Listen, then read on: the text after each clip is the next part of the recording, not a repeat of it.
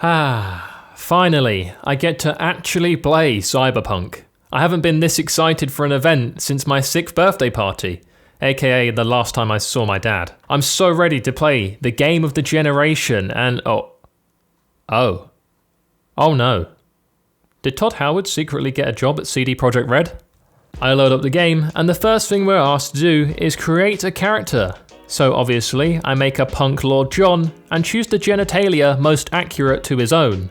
That's right, a pair of briefs. Because Lord John is not a sinner. In fact, to stop himself from doing such sinful things, Lord John has no genitals. It's just smooth down there like a Barbie doll. I spawn in, and I'm in a bathroom of a mechanic's workshop that looks like the kind of place you could get a cheeky handy round the back for a discount, or pay the mechanic in heroin if you don't have enough cash. I pull off a patch from a jacket that I wasn't even wearing in the mirror.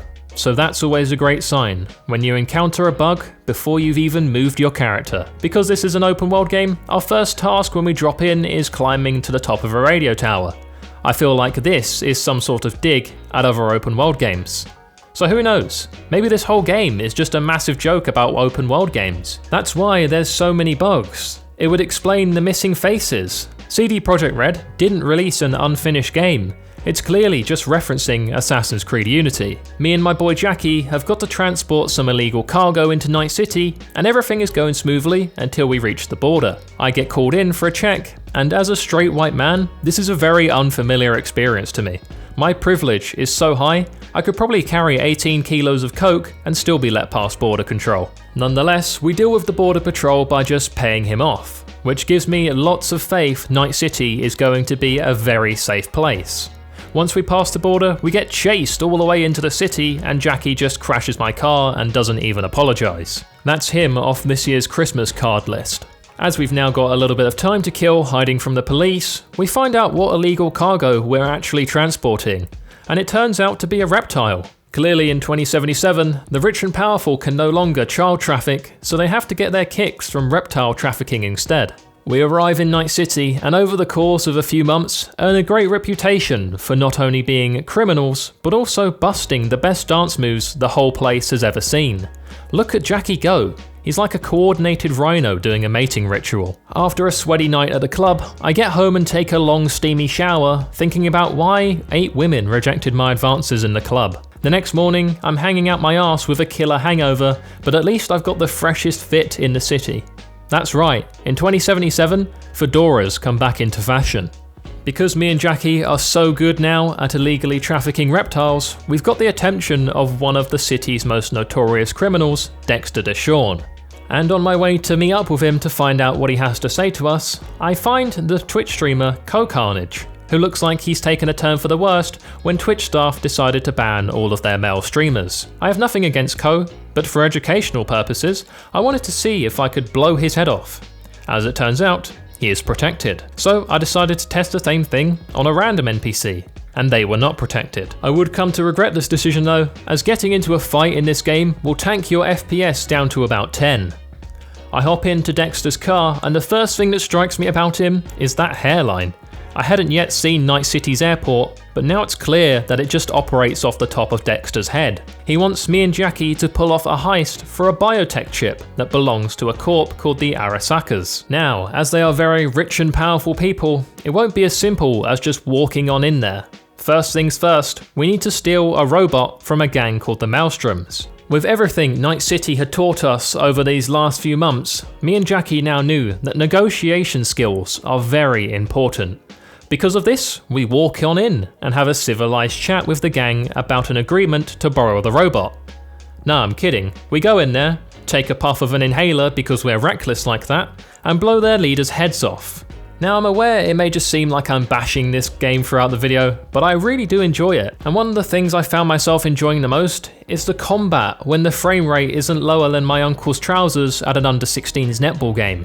When the combat's flowing, the music's kicking in with this game's amazing soundtrack, it really gives me vibes of something like Doom, and I love that. Hopefully all these bugs will be fixed soon, but until then, let's continue to rip the shit out of it.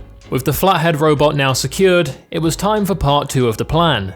meeting with a woman called Evelyn who's going to give us information on this hotel and where the biochip actually is. She takes me into the back room and I'm thinking she's going to give me information while giving me a seductive lap dance. I was, however, wrong, as she stays fully clothed. Probably a good thing, as if things progressed further and she found out Lord John had no genitals, she probably wouldn't have helped us out. Info secured, and now I know exactly what to expect when we arrive at the hotel. Like literally, exactly what to expect, as she plugged me into a machine where I could see the room. Wow, if only this technology existed now. I would totally just use it for educational purposes. If those educational purposes were learning the anatomy of a woman. Clearly this game understood the values of Lord John, as just when I am about to enter the part of the club where there's going to be lots of booty, it crashes for me, so I don't have to see any pixelated booty and get tempted to indulge in such sins. As I pull out of the club, I accidentally run over an oncoming stranger so hard it plants their body into the concrete road. If we had one more guy here, we could reboot 2.5 Men, only this time with literally half a man. So with the hard part done, it was time for the easy job. You know, accessing a heavily guarded penthouse 100 stories up as an undercover arms dealer while trying to secure a biochip that belonged to a prince of the Arasaka family. We meet up with Jackie at a fancy bar which names its drinks after its most loyal customers, aka alcoholics. This naming system can be confusing though, as when I ordered a Johnny Silverhand, I thought I was going to be getting a handy from a robot called Johnny, but instead I got a tequila old fashioned with a splash of cerveza and chili garnish. After we got some drinks down us, we went to Dex's private room where he was hanging with his girl T-Bug. Wait. This is Cyberpunk and I just assumed gender. I mean, for all I know, she could be rocking an anaconda under those pants. The plan is, me and Jackie do everything while these two do nothing and take a 65% cut. Seems totally fair, and I trust Dex with all my heart not to screw us over. We're rocking the fresh Armani suits to meet with Mr. Arasaka Prince, whose name I cannot remember, so we will just call him that. The hotel's actually a lovely place and somewhere I'd definitely take the wife if I had one. I decide to go to the bar and loosen up a little bit, but when I purchase the alcohol, instead of drinking it, I just store it in my inventory.